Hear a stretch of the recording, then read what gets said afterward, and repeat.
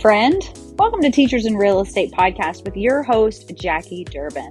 I have built a six-figure income from using what I learned from being a teacher. Teachers make great agents, but guys, it isn't all sunshine and rainbows. Some people are cutthroat. Some clients will make you want to throw in the towel. But your years in education have built you for a career in real estate, and I'm here to help. With the right mindset and the right tribe, you can experience the same success. You can either supplement your income as a part-time agent or go full-time into real estate. The tools I will share will help you gain the confidence and expertise to reach your goals. Whatever your goals are, let's enjoy this time together. This podcast is geared for teachers who are looking to get their start in real estate, but also teachers who are already rocking those dual careers. If that's you, grab your notebook, your pencil, and buckle up. We are about to begin Teachers in Real Estate. Hey guys, I'm really excited about today's episode. I just got back from Rewire. Rewire is the retreat for women in real estate that I am the founder of. And one of the things that always gets brought up at Rewire is the emotional toll of being a real estate agent. Okay. Now it's not unfamiliar or not unsimilar to the emotional side of being a teacher. Okay. I can remember as a teacher, I would go home and I would worry about my students. Are they my students who I knew financially, their family was struggling? Did they have dinner? For my students who had a lot going on in their house, maybe it wasn't the safest house. Are they okay tonight? Lots of different things, right? Same thing with real estate. Now, not necessarily that you're worrying maybe so much about your clients, but being a real estate agent is very stressful. Okay. And this is the question that I have for you. We sell real estate, right?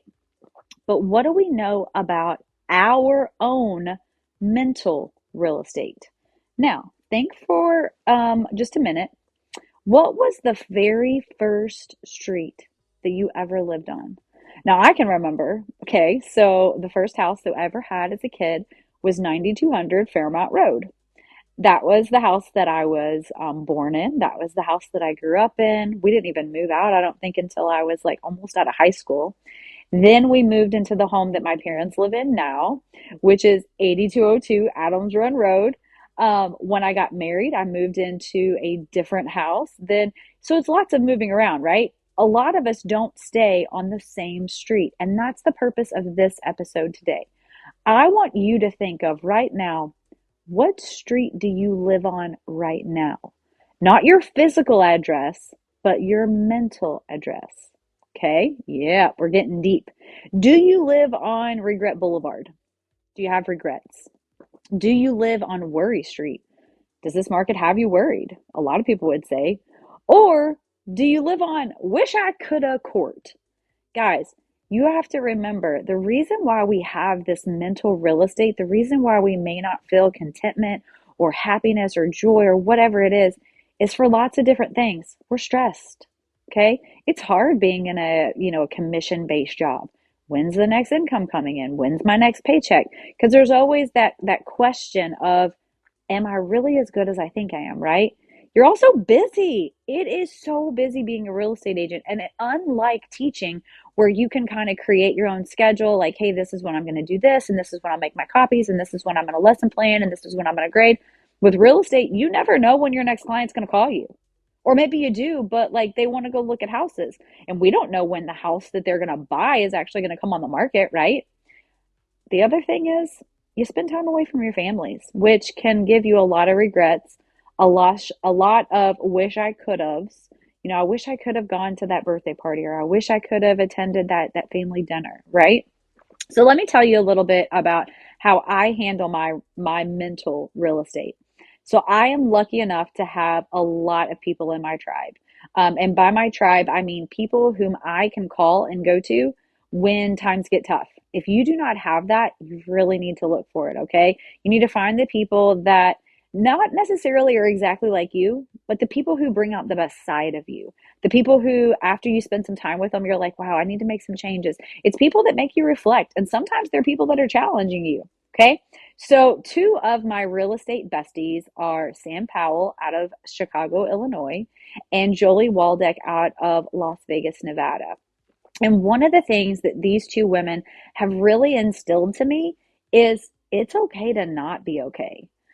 So much so that the three of us have a matching tattoo. Well, I don't know. Jolie has one, but I think she's getting it moved. So, but whatever, that's beside the point. If she's listening to this, she's probably like, Jackie, really? But here's the thing with those two women, I can be honest. I can share my fears. I can share my worries. I can share my regrets. I can share my fears. And I know that one, they're going to listen. And two, they're going to offer suggestions. They're going to be just a listening ear. If I really don't want a suggestion, I just need to vent. But those are my people, right? So, getting back to this matching tattoo, we have a potato. It's a dancing potato. It's on my ankle down like by my foot. The three of us all have one on the exact same left foot down at the bottom. And what the potato represents is our thought of our mental health. Okay. So if you've ever had a rough day, right, all you want to do is be in the bed, right? You don't want to do anything, you don't want to go anywhere, you don't want to talk to anyone. Maybe you want to sleep, maybe you want to binge eat, maybe you want to binge watch TV, whatever it is, but you really don't want to be around people. However, people should check in on you because guys, we really do need to check on each other, okay? You never know when someone's really struggling silently and they could use someone that just says, hey, you know what, I'm thinking about you. So back to this potato. We all have a potato tattoo and we're all in real estate. We also have families and lots of different stress factors in there. So one of the things that we do is if we're having a rough day, we send an emoji. We have a group text and we'll just send a picture of a potato. And what that potato represents is, hey, I'm struggling today. I need you to be thinking about me. Maybe check in on me later, but right now I'm not ready to talk about it. So please respect that boundary and don't ask questions. But also be a good friend. And maybe later on, just be like, you know what? I was thinking about you. I hope you're having an okay day. If there's anything I can do, let me know. Now, as a helicopter parent, yes, sorry, I know, unpopular opinion. Yes, I'm a helicopter parent. I really struggle with not trying to fix people's problems. Okay. So, what this potato does is it reminds me that it's not my job. It's not my job to fix things. It's my job just to be in a support system. All right. So I'm going to give you some tips on handling this emotional side of real estate. So the first thing that you really need to do, you need to make sure that you take time for yourself. Okay. As a real estate agent, you are likely to be surrounded by high pressured situations. Make sure to take time for yourself and do something that helps you to relax. Now, some people taking a walk is very relaxing. Some people listening to music. I know an agent that she takes every single Thursday, I believe, is her lunch date. Her and her husband go out to lunch because they're both in real estate and it's very stressful. And so that's the time that they set for themselves. Okay. Um, Maybe you want to go get your nails done. Totally fine. Maybe you want to go get a massage. Maybe you want to take a hike. Maybe you want to go, I don't know, hit a round of golf. If you do and you're in my area, let's talk because I love to play golf. All right. But you need to make sure that you're making time for yourself. Okay. So just like in your calendar where you're putting those appointments, put an appointment for yourself. Maybe you're sitting and reading a book. Okay.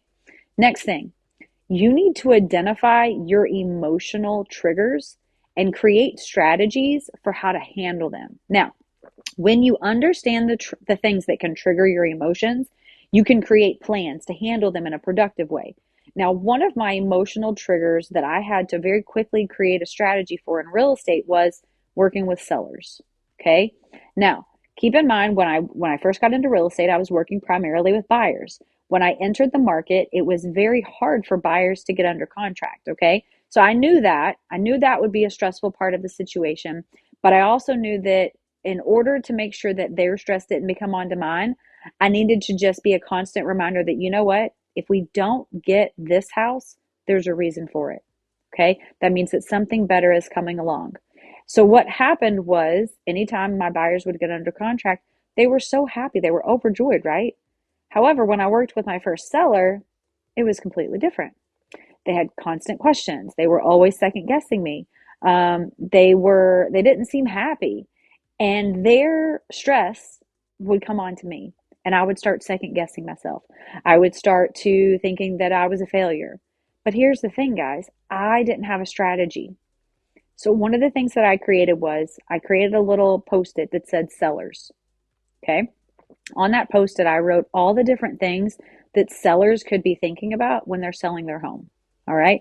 One of the things they could be thinking of is, oh, I'm closing this chapter of my life, right? Maybe you're now empty nesters and you're selling the home that you raised your family in. That could be emotional, right? So it makes sense that they would question me and, have questions not because they don't think I'm doing a good job, but maybe they just don't feel well about, giving up their family home. Maybe my sellers are getting a divorce and this is the last thing that they had to do, or maybe the first thing that they were doing to begin that divorce process. Okay. Maybe they had lost a job and this was their dream home and now they were losing it. You see, I knew what my buyers were feeling during the process of buying a home, but I never really thought about my sellers. So when I created that strategy, it helped me to deal with that emotional side. All right. Here's another one, which is so important, guys. You have to develop a strong support system. It could be your family, it could be your friends, it could be fellow agents, but it's important to have people that you can turn to for emotional support when you are feeling stressed. Okay. Like I've said it before, you have to find your tribe. And if you want to be a part of the Spud, gang, you are welcome to. All right. Number 4, practice self-care. Yes.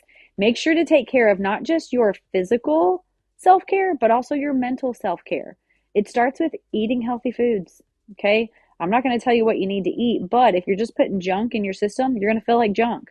Okay. If you're just putting sugar in your system, you would think that you would feel sweet, but you may not be so sweet, right? Make sure also you're getting enough sleep. Do not overwork yourself. It's so easy to overwork ourselves, especially in this industry. Guys, you need to exercise regularly. I'm not saying like go get a trainer and like a plan and all that stuff, but you need to move around, okay? Even if the exercise is just going for a walk in your neighborhood, taking your animal for a walk, going on a bike ride with your family, whatever it is. Maybe just going up to the park and, hanging out and playing with your kids. That is self-care that's so important.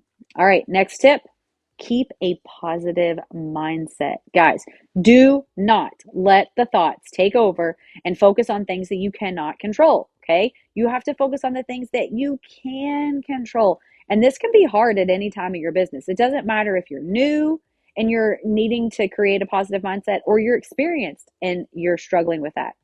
The imposter syndrome that I have on some days is horrible. Like it's enough to make me want to just throw in the towel and go, you know what? This is it. I'm going back into education because that's what I know that I can do well. Guess what? I can do anything that I want to do. As long as I put in the work, as long as I'm continuing to educate myself, as long as I'm still moving towards that goal, there's nothing that says, oh, you can only be successful if you've been in the business this amount of time. Heck no. I know brand new teachers that are seriously just graduated from school. They're in their very first year of teaching and they're phenomenal. Do you want to know why? Because they have a passion for it. The teacher that's the best is the one that still has a passion for helping kids become successful in the classroom, right? Comparison. Oh my gosh, please do not compare yourself to other people. Comparison is the thief of joy. Our pastor back home used to say that all the time, Ronnie Harrison. He'd say the comparison's a thief of joy. Turn to your neighbor and say, don't compare yourself to me. And that's what we would say. It was so fun. But it's true. Guys, your mindset, you have to spend time saying, okay, how do I feel right now? Validate your feeling.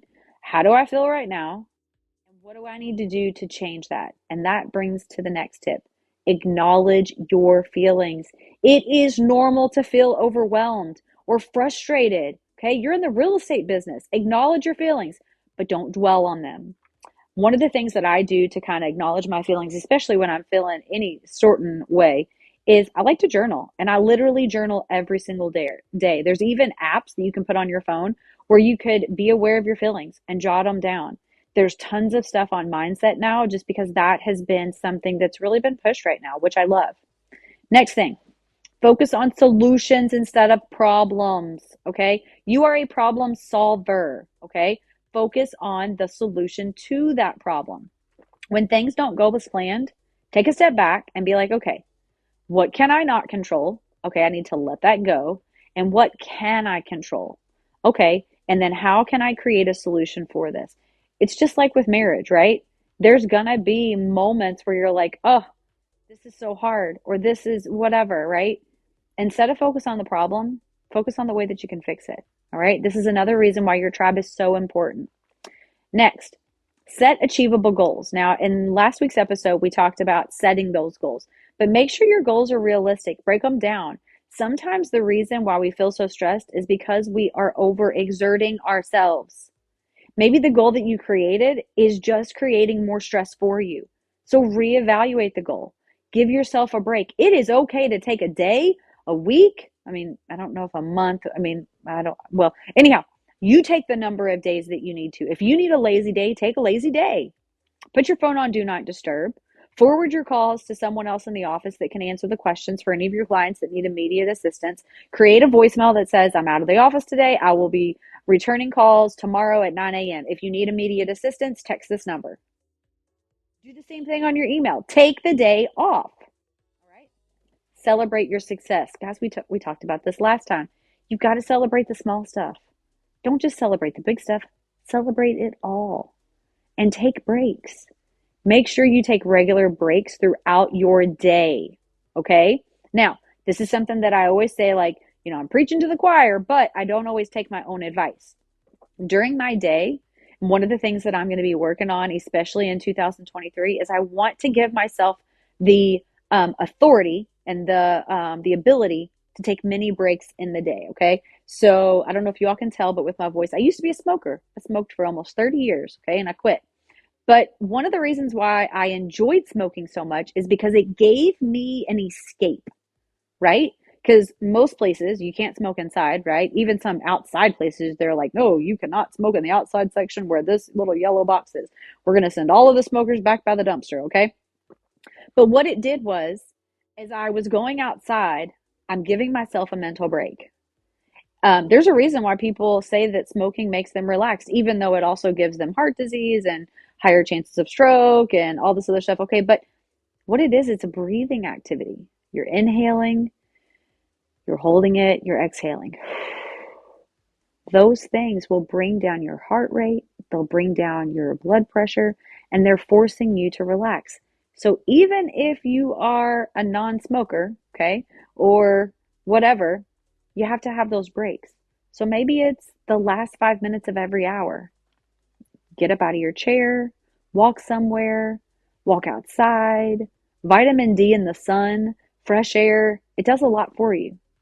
This is the hardest job, okay? Real estate is not easy, but you're a teacher. You are a teacher. And guess what? That's not easy either. So keep it up. Reach out to me if I can help. I love helping other agents. I love helping other agents. I love looking into my Instagram, into my messages, and I see messages from listeners and they're like, wow, I just listened to this episode. This really helped me. Thank you so much, Jackie. I appreciate what you're doing. Also, remember to check in on your people. Make sure that they know that you're there. Guys, if you will do me a favor, I would love for you to share and rate this podcast. Guys, every single time you rate this podcast, you give it a star, you give it a comment. What it does is it shares the podcast to others so that way they can find it easier.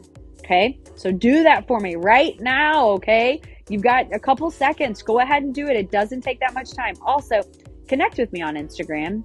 Hit that follow button, hit that message button. Tell me where you are. Tell me what you're doing with real estate. Tell me about your teaching. If you're still teaching full time, dude, I miss my teaching friends, okay?